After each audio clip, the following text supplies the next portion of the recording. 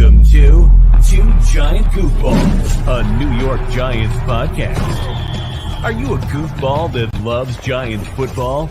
If so, sit back and relax as we talk about the team that both excites and frustrates us so much. And now, here are your goofball hosts, Drew and... Welcome, fellow goofballs, to Two Giant Goofballs, the New York Giants podcast. I am Drew, joined as always by... me, Rob. Let's get this show on the road. It's not a mobile show. I keep telling you that. I have to stay at the podcast studio here. That's not true. You proved it a couple weeks ago that you moved your podcast studio around. We can make this a mobile show. People complained about the sound quality. So therefore, we can't move it around. We can't do it. We can't. We're stuck. I'm giving it all I got, Captain. I just can't do it. All right, guys. So, yeah, we got some Giants roster news to go over here with you guys. We talked about last episode how we signed somebody to the active roster. And when one person goes to the active roster, what happens? Somebody has to leave the active roster to make room for that. So we found out who. We also brought someone in for a visit, which is potentially a pretty big name visit here, depending on health and everything. And, of course, we have to go over. I know some of you all may want us to just skip this one, but we're going to go over Monday Night Football because the Giants are playing the Steelers Monday Night Football here this week. So, yeah, we know how good we do on postseason games, that's for sure. Yeah, so not postseason games. I mean primetime games. Primetime, yeah, it doesn't work very well for us there. Like we maybe should bring Dion in for a pep talk. Talk about primetime. Nice primetime. Let's go right over into the visit here. So. First off, we talked about a list of people we could bring in potentially to replace Andrew Thomas for the rest of the year. One of the guys he brought up that brought him for a visit, DJ Humphries, coming in for the visit there. First round pick back in 2015 for the Cardinals. He's 30 years old, 6'5", 307 pounds, has played 98 games in total for the Cardinals, all starts. Like I said, it's been there his whole entire career there. And you got a Pro Bowl season there back in 2021. So he's had some success. Not only has he been a left tackle for them now for, almost a decade, but he's been not that typical Pro Bowler, but he's been an above average left tackle for that. So if we can get that again, I'll take that in a heartbeat. Yeah. Last year was his worst grade ever by PFF, 62.5. But guys, again, that's not horrible compared to what we get out of most of our players. That would have put him at one of our best linemen last year. Woof. So the big concern is he tore his ACL. We talked about this. We talked about the candidates to bring in. He tore his ACL literally the last game of this. The last second to last game of the season. Actually, it would have been week 17. I think I forgot the bye week there for a second. So yeah.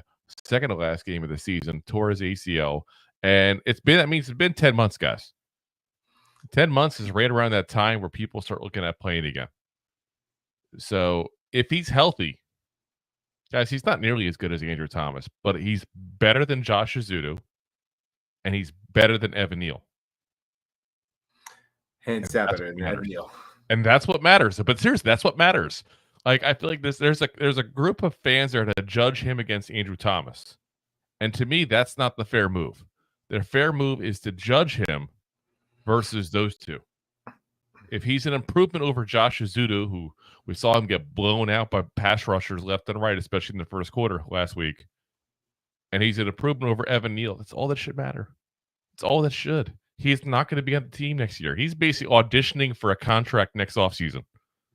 That's basically what he's doing. And it's probably the best position for him to go to because there's no clear-cut person who have to beat out. He can start immediately. And left tackle, offensive line in general for the most part, is a spot you can step right in and start. All you have to know is you point me the direction. You tell me where to go, I go. Like blocking schemes, lingo, there's a little bit to learn. I'm not trying to say you just walk in and do it. But it's not like learning quarterback, which you've seen guys go in and play quarterback a week later. It's more similar to what you have with like DeAndre Hopkins, who got traded to the Chiefs today, and being a guy who just needs to learn. You tell me what to do on this play, and I'll go do it. Yeah, I run straight. I turn around 10 yards. Okay. Yeah. And him, it's like, okay, I go get the outside linebacker. Okay, I move inside a little bit. I go get the tackle. It's like that. That's what his he needs to know. That's all he needs. So, and literally, it's only on running downs. Really, at that point, the communication is universal on most pass plays at that point, except for obviously screens and things of that nature. There, for the most part, that's your spot. You're going to slide in or out depending on what you got there on the outside, inside of you, and that's it. So yeah, what you got, what you really got. if he's healthy, that's the key part. Is he healthy? So yeah, we're going to find out. We're going to find out, I guess. And you got solving the race problem. Says, "What up, boys? Do you think they're hiding Neal because he's really bad or some lingering injury we don't know about?" Well, none of us are going to know that one. That's for sure. But I'm going to say he's really, really bad. I think it's one of two things. I don't think they're hiding him because he's really, really bad. It's a possibility I won't take out. But I don't think it's the lingering injury as much as he's been injured a lot. And I think they're considering just getting rid of him. And they want him healthy to just toss to the curb, so to speak, at the end of the season. But he doesn't have it's 100% guaranteed contract. So, I mean, it's just a cleaner break as opposed to, worrying about the money ports of it, if that makes sense, Like, if he's not on any kind of injured list, you just let him go, and he's gone. Whereas if he's on any kind of long-term injury reserve because of the, injuries he's had, like the one last year that there's been rumors about it being misdiagnosed and all that kind of stuff. Well, now you got to figure out, figuring out the rest of his treatment and that kind of stuff because it's still injury on the job. Same as if you and I got injured in our job. There's workman comp kind of stuff and stuff that happens. It's even more complicated in the NFL because now you got unions involved at that point that have specific rules of what these teams have to do. So, which is good because they should take care of them. Don't get me wrong. I'm not saying it's a negative thing. They should take care of them. I mean, these players get their lives changed in negative ways too, not just all positive. So, all right. Let's go into the guy we lost. Well, I shouldn't say lost. We gave him up. We just let him go. Yeah. We say goodbye. Bye-bye. Goodbye. Bye-bye, Boogie Basham there. So they still got the... Bye. And I don't know. It just... Is it me or does it seem like fitting that we got rid of Boogie right before Halloween? Boogie. Yeah, maybe they weren't in the Halloween mood anymore. We Halloween. went right out to Thanksgiving. Halloween. In this town. But yeah, Boogie Basham's officially gone. It doesn't really come as much of a shocker, that's for damn sure, considering the fact that he's only been active for one game this season, guys. And that's with Kayvon Thibodeau being out. Like, it's not like this has been a completely healthy group, guys. One of the starters is missing, and he's still been sitting inactive while still on the active roster. He's one of the guys they inactivate for the games. It's been rumored that they would take him back onto the practice squad if that's what he wants. We'll have to see if that's something he's interested. I'm sure his agent will make some calls first and see what kind of, interest and intrigue there is from people around the league, especially if another team might have multiple injuries on the edge position or something along those lines. But, this is a guy that, let's be honest, guys, we traded for this guy last year because it was a desperation move. They wanted a veteran backup edge guy.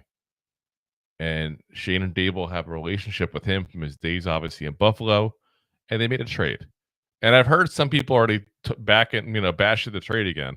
But if you think about it, guys, we gave up a 6th-round pick and got back a 7th-round pick. The return is irrelevant. It's nothing. It's nothing of value, really. My big thing is they just didn't need to make a trade. And generally, you could probably get somebody off the streets just as good as Boogie Basham. Maybe. I mean, when you're talking 6th to 7th round, Yeah. But I'm saying, do you really think it's difficult to get somebody of Boogie Basham's talent? Like, I'm not trying to be rude about it. I'm just trying to be honest about it. Yeah, maybe they thought they could get more out of him. I don't know. It might have been a comfort thing because they knew his personality. I was about to say, it could have been also comforting. It could have been like, what you're getting. You know, sometimes you might take the cheaper option, but sometimes the grass isn't always greener. Listen, you can't always get what you want, but you can try sometimes. You might try. Exactly. You get what you need. All is good.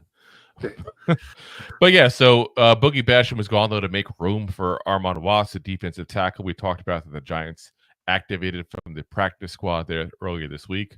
So nice and simple, flippity floppity switcheroo there at that point. There just got half the news got delayed on us a little bit. That's all. So, alrighty, let's get into the game, guys. We gotta talk about this game. And listen, I gotta be honest, guys, and I don't like to be negative off the bat, but I'm gonna be. This is a game I'm not looking forward to, guys. I don't know about you, Rob. Are you looking for this game? Mike, am I the only one who's crazy thinking that? Steelers have been playing better than what they should have. They're like sneaky good. Yeah. Is Mike Tomlin the new Sneaky Pete? He might be. Sneaky Tomlin. I've said it on this show since we've started. I will say it till the day it no longer holds water and no longer is true. Mike Tomlin is the best coach in the NFL. I'm sorry, he just is. And this team has no right being 5-2, but here they are. Somehow here they are with two non-starting quarterbacks as their starters. Exactly. It's absolutely insane. Yeah. So let's get right down into it with the Giants and what to do when on offense here, because that's the big task, guys. Let's be honest here. This offense has taken a step back the last 2 weeks. And when I mean like a step back, it's like instead of like a full-on step, it's like they leaped like the long jump backwards, basically. Like that's what it is. Big time.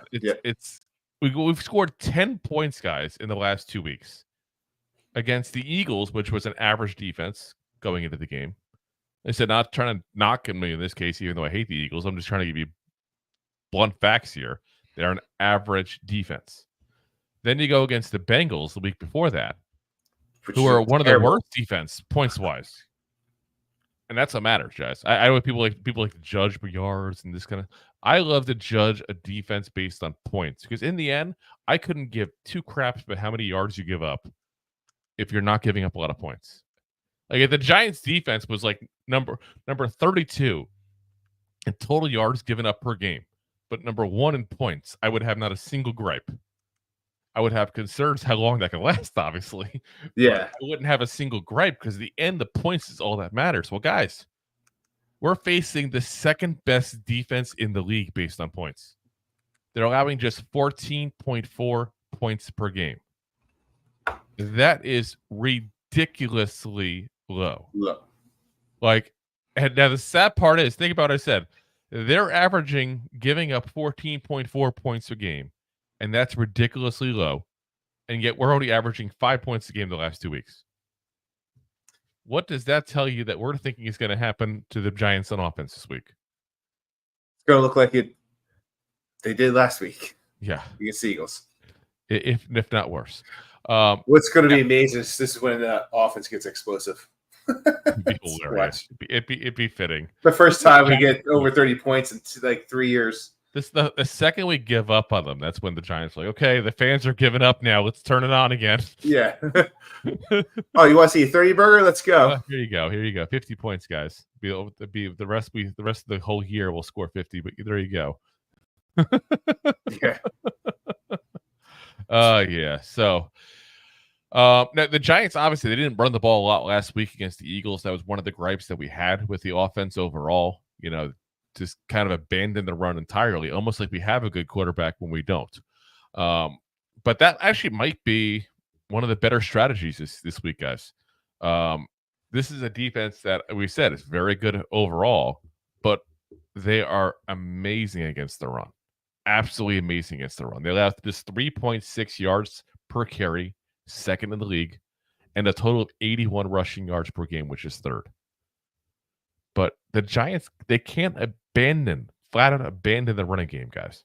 The threat of the run is the greatest help to the offensive line during pass protection after last week's debacle. So it can't allow rushers to basically just simply go ahead and go right after the quarterback. Because that's what happened last week, guys. All the pass rusher for the Eagles pinned their ears right back when right for DJ. Because they knew the run wasn't coming. It was long third down conversion attempts. It was, for even the first couple of downs, it was, let's just do passes again. Like that, you can't run an offense that way. And if you look, towards this in the second half, they started running a little more often, and it worked out better for them. There was a stretch where Tyrone Tracy had a couple good runs back to back to back at that point. I believe that's the one that set up what should have been the touchdown to Theo Johnson, if not for that pass interference call.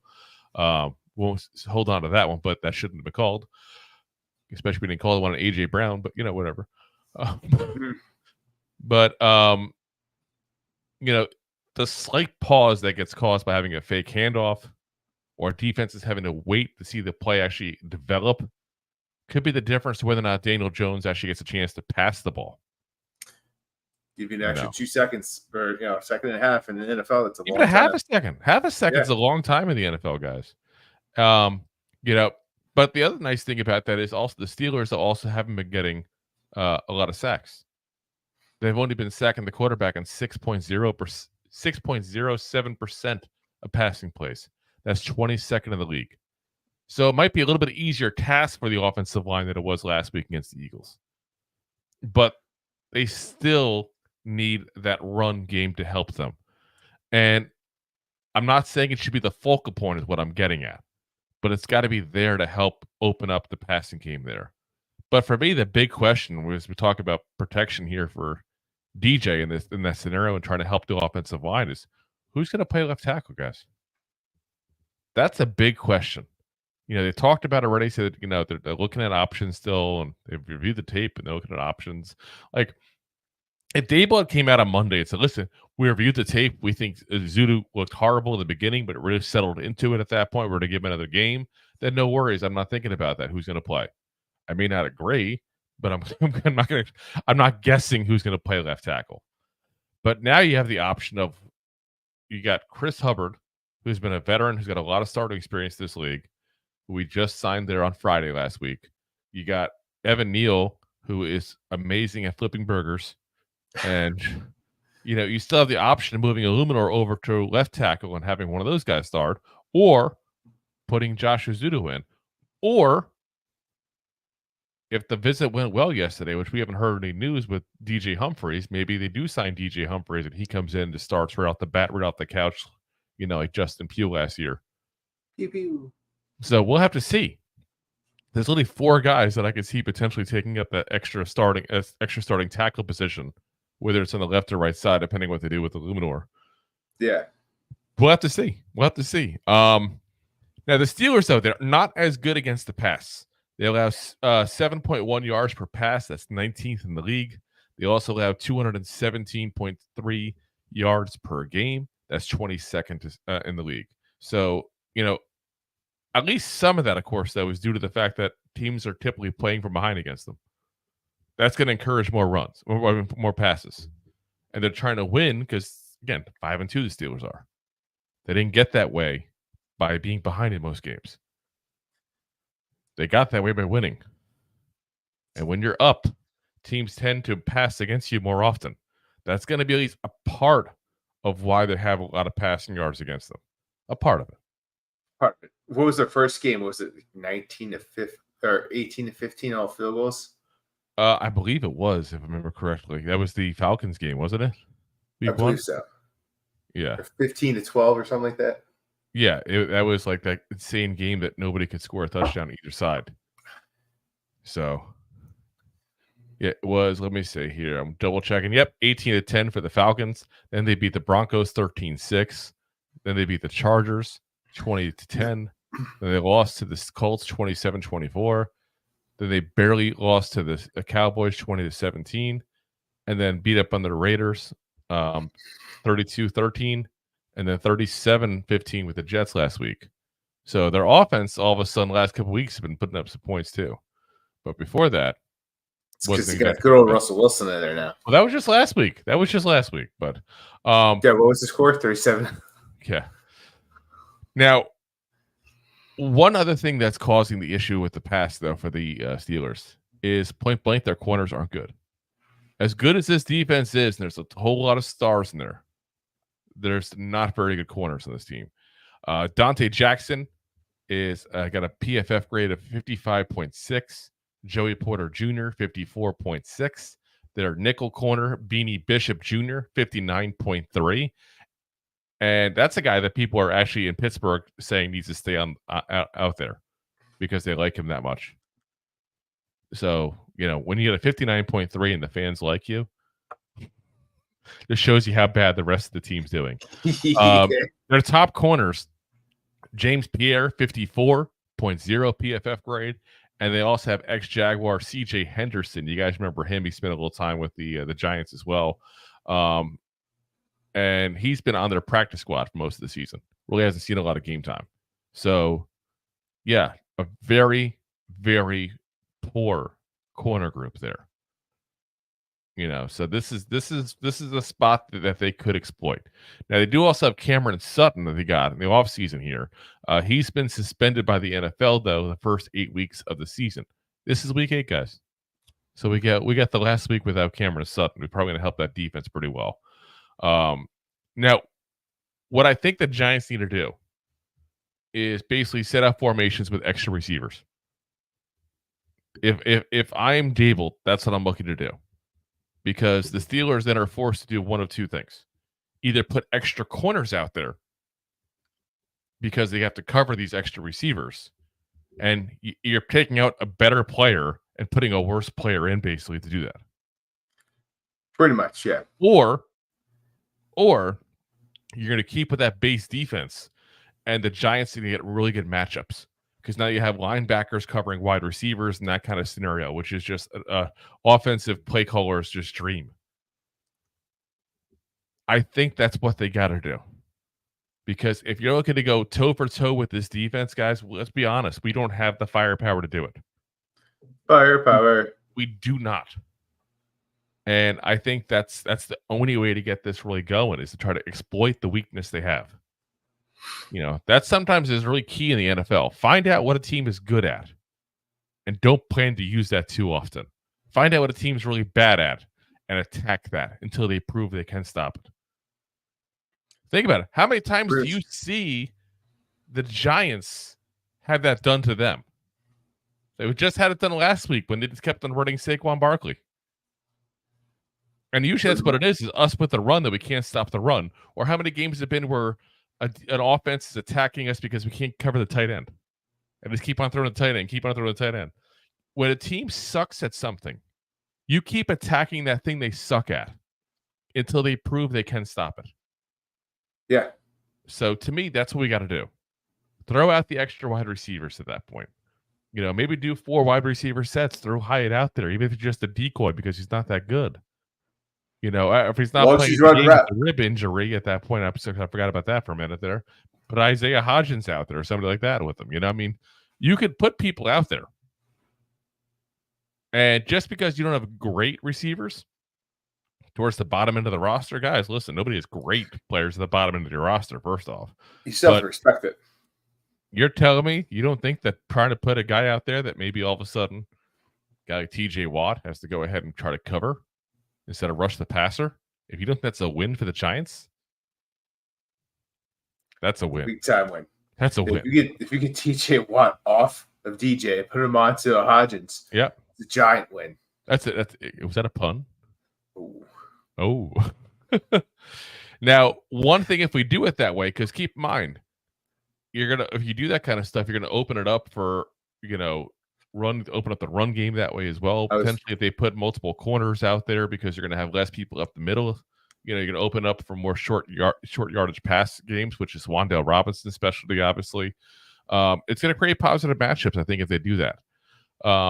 Daniel Jones, though, also needs to be very careful with the football. The Steelers get an interception on 3.88% of passes, which is 4th best in the league. Now, 3 out of their 9 interceptions they've gotten on the year have been with Dante Jackson, we talked about a minute ago, one of their starting corners. He's questionable in the game.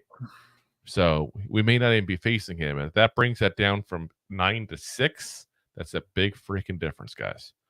The big thing for me is Malik Neighbors. Like, if you're looking for somebody to step up in a game, guys, and don't get me wrong, Malik Neighbors has already stepped up several times for us. Malik Neighbors should be able to feast in this game point blank if the line can give Jones the time and he can actually get the ball into Neighbors' hands. Flat out, our receivers, Neighbors, Darius Slayton, Wan'Dale Robinson, are better than the Steelers' corners. Our receivers need to catch the ball, though, and solve this issue with the drops and help DJ out. Because, let's be honest, guys, this very well could be the swan song for Daniel Jones.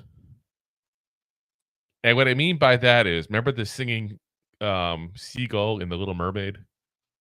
Like, that kind of disastrous song. Like, I don't think this is going to go well. DJ sucks in primetime games. But this is where we're at, guys. This could be the last game we see Daniel Jones.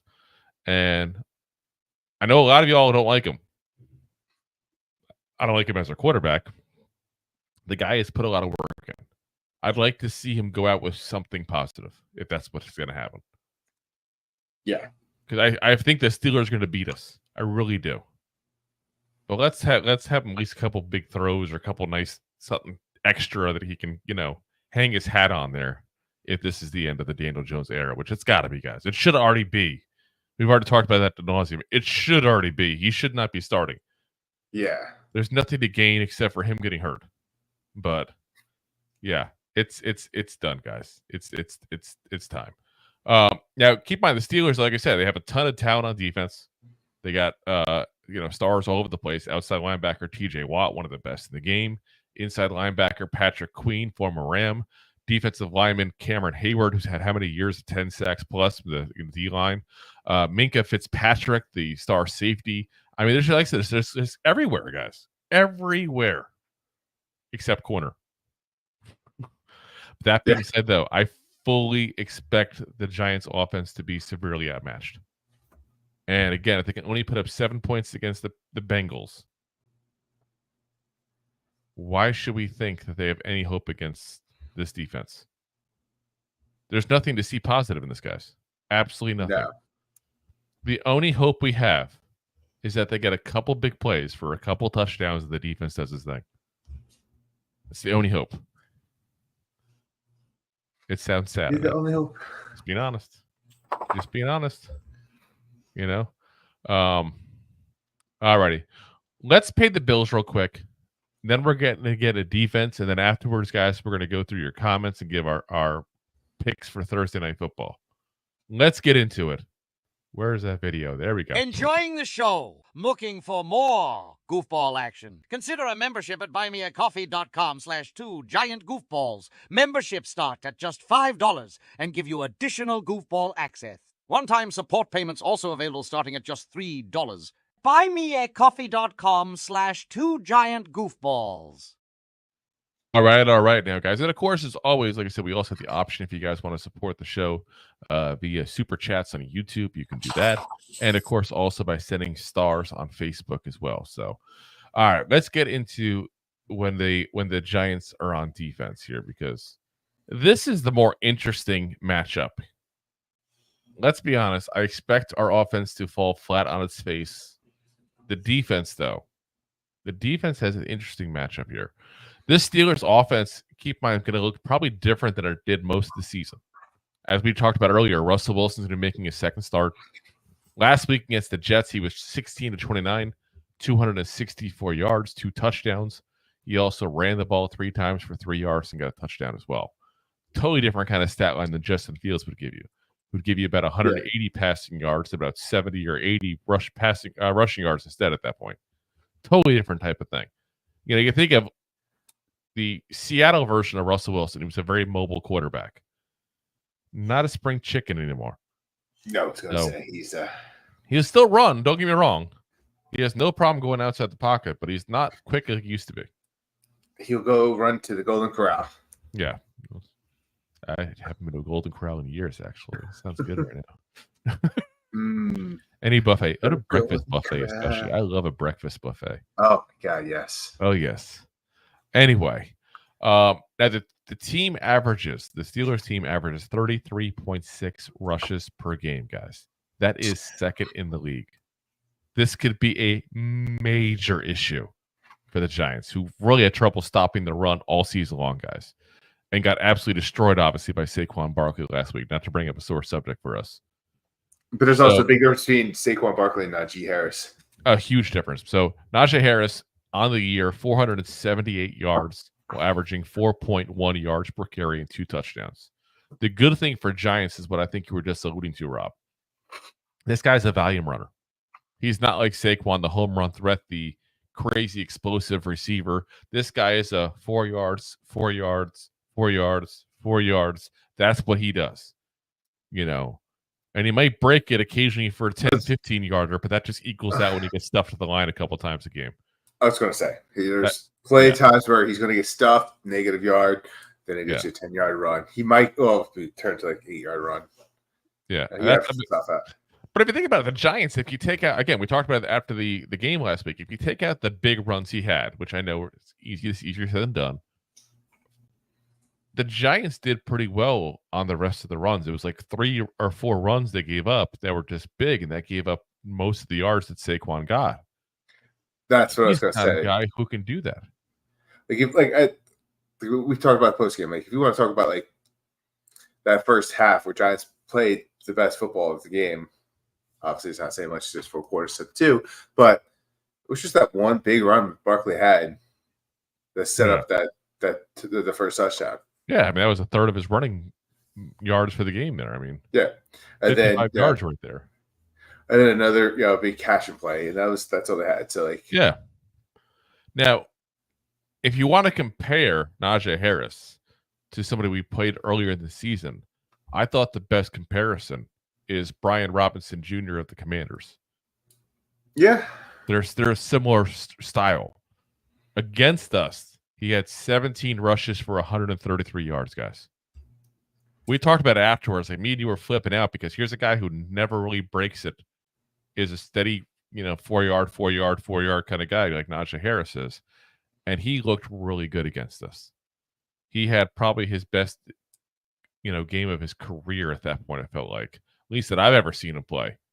Between Giants games and primetime games, I've seen a decent amount of, games for him at that point there.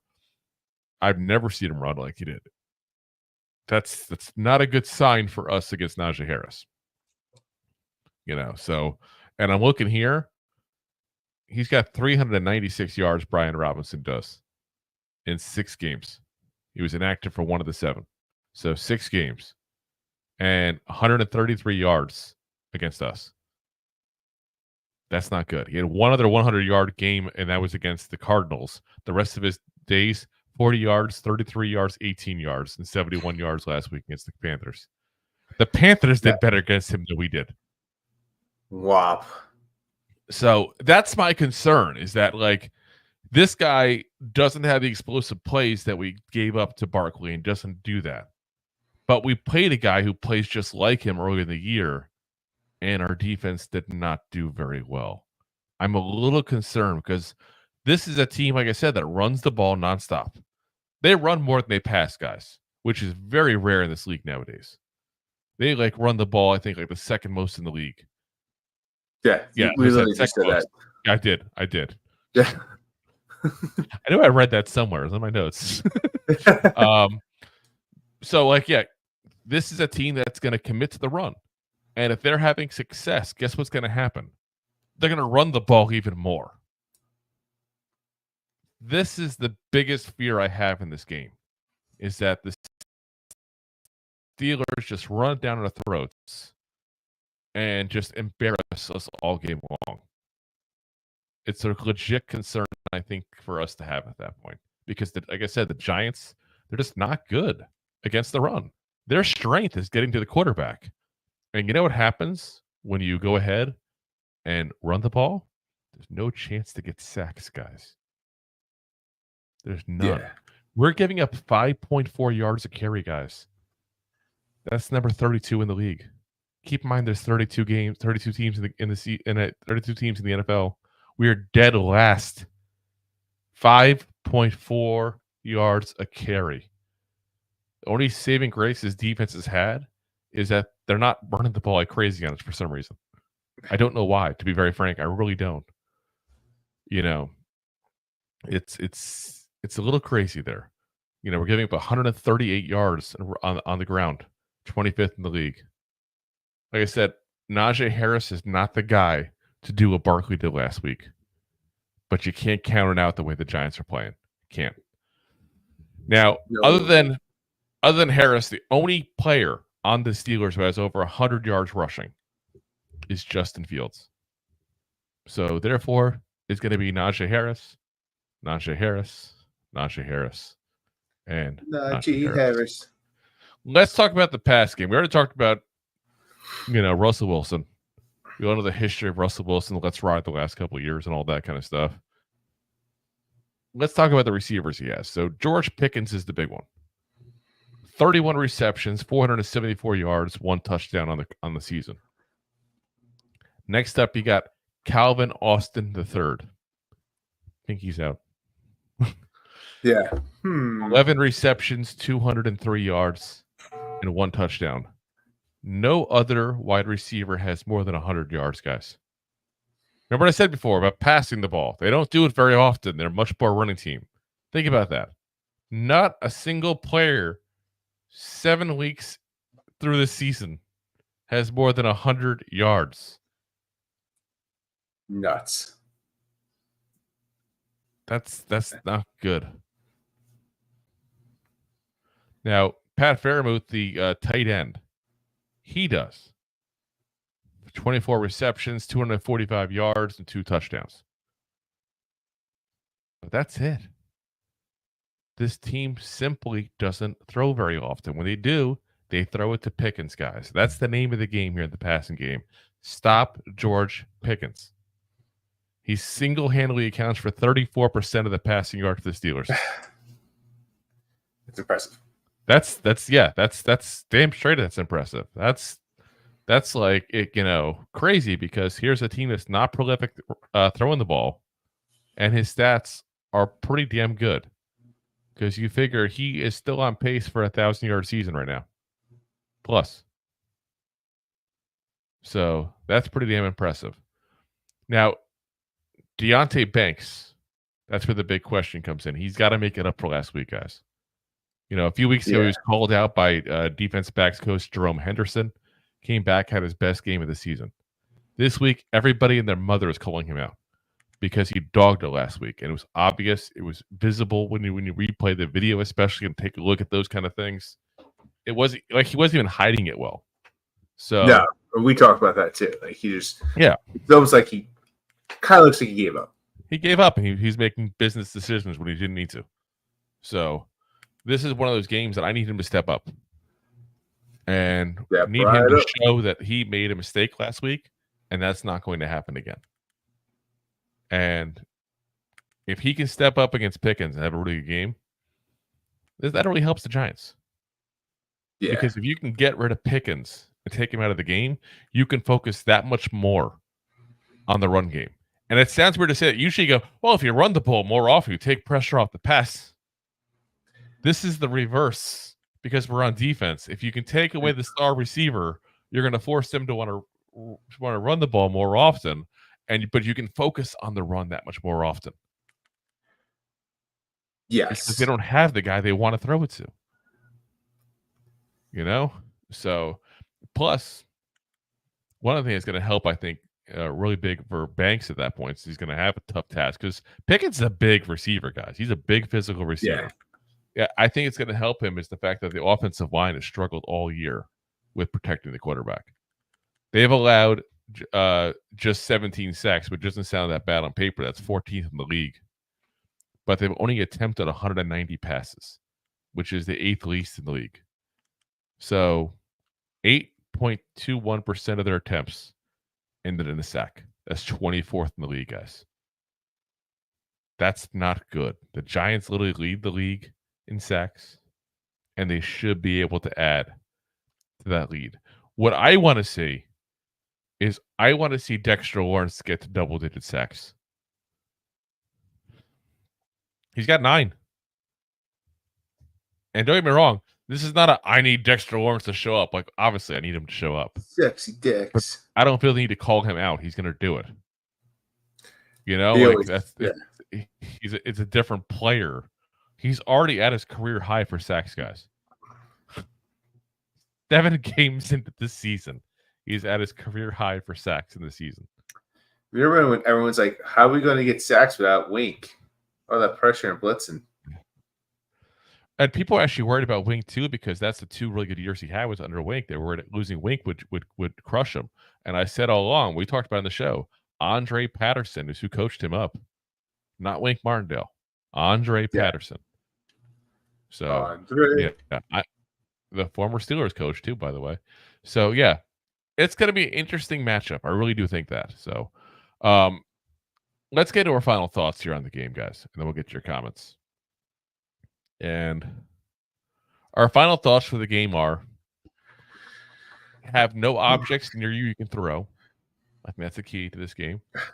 100%. If you are if a combination of getting angry and drinking is bad for you, don't drink. Yeah, don't drink and yell. I really don't think this is going to be a fun game for us, guys. I really don't. This is going to be a bad game. I have a feeling it just screams to me because defense. We get to the quarterback, we stop the pass. This is a running team that we can't stop. Offensively, we suck. Defensively, they're amazing. We suck in prime time. This is a prime time game. I can't think of one goddamn thing positive in this game for us. Can you? Like, am I crazy? Am I just being overly pessimistic because of the last 2 weeks? I think you are a little bit, but once again, like it's a recipe not to be good. And I don't think it's going to be a blowout. I think it's going to be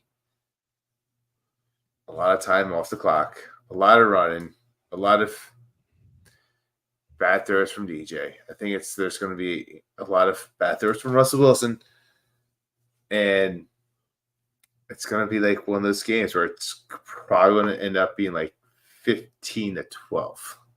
I'm going to say it's like 21-6. That's what I'm anticipating, that kind of game. Like, I don't think our defense is going to give it that many points. 21, I think, is realistic. But I just have no faith in this offense whatsoever, guys. Like, even 6 in my head, I'm going, is that too high? Like, that's how like crazy this is going to end up being for me. And I don't even know what's the line of this thing, Carly, because we do a pick show tomorrow, obviously, overall. But let's see here. See if I can find that for you guys. Oh, yeah, go all the way to the bottom. Steelers are a 6.5 point favorite, and the over/under is 36.5, guys. That's a difficult thing because the Steelers have put up that many points the last 2 weeks. I don't know which way I would go in that. We'll talk about that tomorrow. But yeah, that just shows you guys that they think the Giants have no shot either. Daniel Jones, guys, is 1-14 in primetime games. 1-14. Literally the worst of any starting quarterback since the NFL merger with over 10 starts. And there's a stat you want to be part of. Yeah. By the way, Russell Wilson, his career 11-5 on Monday Night Football. I know it's not the same because he's not been the same since Seattle, but I'm just throwing that out there. Yeah, this is. Yeah.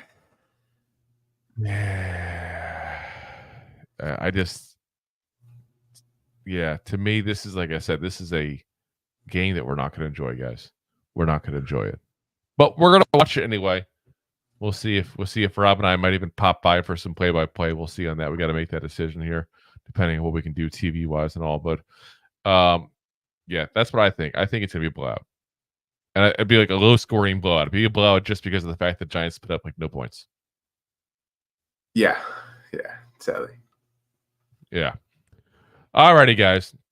Let's get into, real quick, our prediction for tomorrow night's game. So tomorrow night's game is the Minnesota Vikings at the LA Rams. The Rams are only getting 3 points in this, guys. And the over-under is 48 points.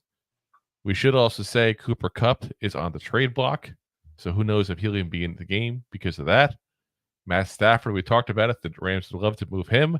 Who even knows who's going to be playing for the Rams? They might even, depending on what happens tomorrow, start sitting players out because they're talking about trading those guys. Yeah. By the way, they want a 2nd-round pick for Cooper Kupp. Is that crazy? That's insane, dude. They ask high and sell. Additional 4th for DeAndre Hopkins. I know Hopkins isn't as good as he was a couple of years ago. But if you're telling me I can get Hopkins for a 4th or Cooper Kupp for a 2nd, I'm taking Hopkins in a heartbeat, guys. Yeah, but also Hopkins. Yeah, he lost a step compared to Cup. Cup, dealt with some injuries the past couple of years. Yeah, I'm saying Cup has lost a step because of the injuries. And if you really think about it, the crazy thing was Cooper Kupp. He had that great year in 21, obviously, okay? Yeah. 1,900 yards. Don't get me wrong. When I say great, I mean freaking goddamn spectacular. He only has one other 1,000-yard season in his entire career, guys. Also 8 years in. And the past couple of years, he's been dealing with injury bugs. 100%. I'm just saying, though. Yeah. All I'm saying, too, 500 yards, 1,100 yards, 900 yards, 1,900 yards, 8, 7. I mean, I just think that Cooper Kupp had an amazing year back in 21. And I think he's been overrated for the most part. And it's not me trying to be like he's a bad player. He's not a bad player, obviously. He's a very good player. But he's a very good player who's made to be a Hall of Fame player in people's eyes because of that one season still. Yeah. Well, that's Hall of Very Good is probably what's going to come out. Because, he also dealt with, not good quarterback play for a little bit. He's dealt with, Matt Stafford being injured when he was healthy. Dealt with himself getting hurt. So, not to say that, it's an excuse not to put up yards because, great players make great, plays. But at the same time, he hasn't had that situation in 21 where he was healthy all year, and so is Stafford. I get it. I'm just saying, I think there's a little bit of overratedness there. I'm not looking for another 1,900-yard season. I'm just saying. I even a 1,300, give me something. Yeah. Or you can even look at the yardage per game. His yardage per game, the 21, 114 yards per game. He's averaging 76.7 for his career. Big swing and a miss. It's a big difference there. Again, not a bad player, still a really good player, just not as good as I think people act like he is. So, anyway, I'm going to go with this one. I'm going to go Vikings, and I'm going to go under. And obviously, 3 points is not going to make a difference. So, Vikings under. I agree with you 100%. I think it's going to be a comeback game a little bit for the Vikings. Get right game. I think the Rams have squeaked by and played close in some games where they probably shouldn't have been. And there's just too much injuries going on in that team. They're all falling apart. And like you said, there's too many guys on the trading block where you don't want them to get hurt before you try to get rid of them before the trade deadline. Well, let's get rid of them tomorrow, and they're not even playing then. That's what I'm saying. You don't even know. That's the crazy part right now. You don't know. I mean, if you had, what if the Titans, for example, were playing Thursday night? Well, you might have made a bet a couple of days ago, and now that bet would completely change because they have no more Hopkins. Yeah. Or reverse. Well, the Chiefs are playing Thursday night. You know what I mean? Well, that's what I'm saying. You got one team that's obviously shutting down for the year and trying to capitalize and rebuild for the following year, and you got the other one who is playing with house money. Playing house money, playing the best in the third in NFC right now. By the way, what team we talked before about the teams that don't pass the ball very often with the Steelers? You know who's leading the league? I mean, who's last the league, I should say, in attempted pass attempts there? Who's that? The Vikings.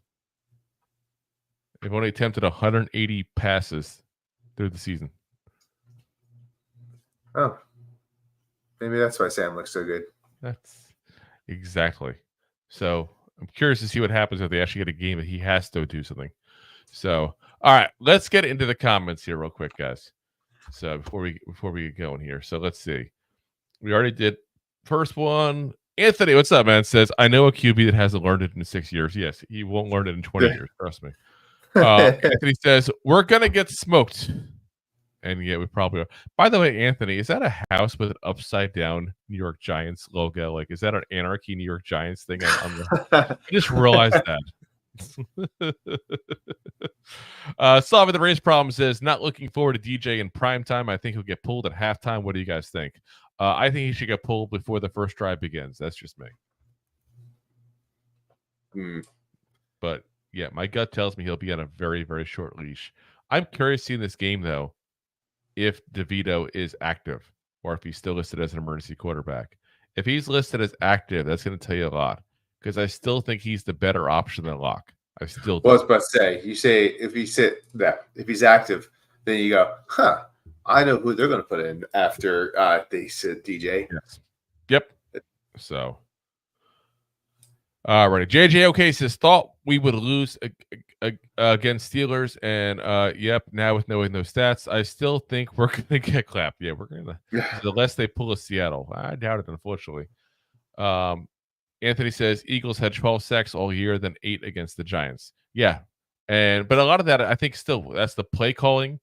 That's the couple of sacks given up early on by Ezeudu that were just bad. But it's also, I think, the Eagles have had players on that pass rush that have talent that just haven't performed, guys. Point blank. Yeah, because look at the was the last 2 years ago when they had 11 of those guys in the pass rush. Half those guys retired, but Well. Yeah, but I'm saying, be honest. I mean, Hargraves went to the Niners. What's his name? Why am I drawing a blank here? Fletcher Cox retired. I mean, that's a lot of their stuff they had at the middle. Hassan Reddick's a Jet there, but obviously the Jets and the Eagles swapped players that had 10+ sacks, so they still have a 10-sack guy. They still have Josh Sweat. They still have guys on there. They just weren't performing yet. Keep in mind, they're also learning a new defense. Sometimes you have that happen. Look, the Giants just turned it on the last couple weeks ourselves. So, John says, Tommy Lasagna, put him in. He deserves fair chance. Daniel isn't it. I stuck up for him forever, but he's not getting his points. It's over. Tommy can get it done. Keep us in the games and be respected. I'm 100% into that. Deb says, 99%. I was listening to Jerry Foley and Chris Bisignano. That's the Giant Insiders guys, for anybody who might not be aware of them, because they're pretty good. And they said John Mara got up and left the Eagles game early. Not a good sign. No, it's not. But we also all know that John Mara is a very emotional guy. There's some owners that don't show their emotion. He's the guy who does. And when he does, it's not usually very good that he does. So, yeah. I still don't think that Shane and Dable are on any kind of hot seat. But I'll say this: if they continue playing that way for a couple weeks, it'll happen. It'll happen. John says, I'd clean house. These guys kept Daniel. They should have started fresh and had Daniel as a backup, because if they can't see that he can't do it, they shouldn't be in charge. He can't get us the points. I think they want to start over with a young quarterback, but they're not willing to risk the whole franchise to do it. I mean, let's be honest, guys. They obviously wanted one this last offseason. They brought in every quarterback they could, basically. Yeah. Except Penix. I'm still going to throw it out there, except Penix, because if he's as good as I think he is, and then we didn't pick him up, and we pissed. I still think that. But yeah, they wanted one. It's just they weren't willing to get at the farm for him. And you saw Dable point blank when they talked about keeping Jones and getting him a weapon, how frustrated Dable looked. Like he has no poker face whatsoever, guys. Like he was definitely looking frustrated. I definitely would love to play poker with that guy, because I would steal his money. Win so much. I would steal his money. John says Malik already throwing Daniel under the bus. Odell part 2. And last week wasn't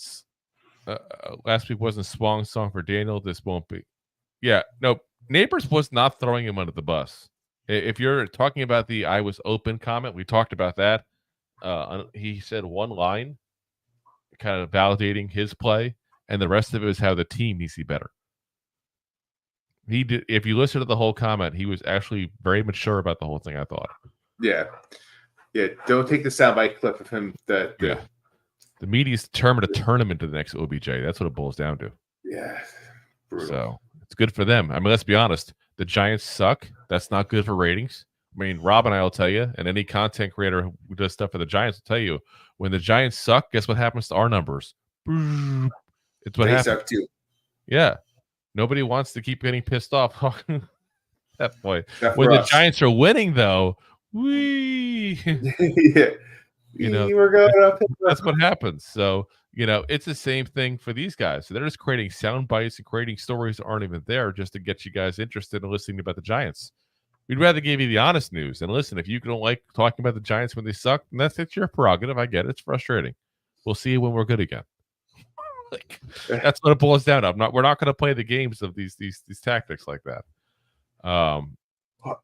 Jono says Daniel will probably go to another team like our other guys have and go to a Super Bowl and win. Only if he's a backup. That's only if he's a backup. Anthony says, be careful what you wish for, Drew. Last time he threw a couple passes, he got a $40 million a year contract. I think that's over. I don't think it's going to happen. Something tells me. John says they aren't keeping him. I think they're keeping Daniel, and so they can get a first-round pick again. Well, they get a first-round pick no matter what. It just depends if you get picked 1 or 32. But I'm not worried about the positioning stuff too much, guys. We can trade up if we really want to. We can go ahead and get who we like in the middle of the draft at that point, the mid rounds. Again, most of the guys who are the first overall can't miss prospects have fallen flat on their face. Yeah, those guys are the ones that usually are the bust. Ask the Panthers how that works out. Just saying. By the way, he's starting again this week. Bryce Young is starting again, so we might see him in Germany in a couple weeks. We'll see, because I know Dalton got into a car accident yesterday with him and his family, and I hope all was well with them. Oh shit! Yeah, he got in a car accident yesterday. So Bryce Young is going to be starting again for the Panthers. So who knows? Maybe he gets a couple weeks off. They work with them. Maybe he's a little better. He's got a good head coach for developing quarterbacks. The guy fixed Geno Smith and Baker Mayfield. I mean, that's back-to-back wins right there. Yeah, that's. Anthony says it is an upside-down flag, and that's my flag on my home. There he goes. And then Paul, the optimist, Giants all the way, baby, to the Super Bowl. Paul, I wish I had your optimism. I swear, you're like Tony Robbins at this page. Like, anytime we're like talking bad, he's like, "Yeah, we got this." I wish I had the Super Bowl. We just got to buy all these tickets. I mean, we're not technically out of the playoffs, guys, but I really don't see it happening. I really don't. We're gonna go on a 8-game winning streak, at least, and that's just to get to 500. It feels like at this point. All righty, guys. Well, that's gonna call it a night for us here. So we'll be back again tomorrow, where Rob gets the gloat, because he definitely whooped my butt last week in the picks. I didn't even finish doing the pick sheet. I'll have to do that to see exactly how close it is, but I know it's much closer. Make sure last week, and then make sure you don't cheat. Listen, I don't cheat. I gave you extra points accidentally last time even. So anyway, we'll be back again for you guys tomorrow night, 9 p.m. Eastern Standard Time. As always, we'll be live on YouTube, Facebook, Twitch, and of course, Rob's favorite, my LinkedIn profile. Oh, yes, my LinkedIn profile. And as always, guys, we're available the next day on all the audio podcast platforms as long as Rob remembers. He's like, it happened. So, on Apple, Spotify, iHeartRadio, Pandora, Amazon, all the big ones, guys. So do us a favor.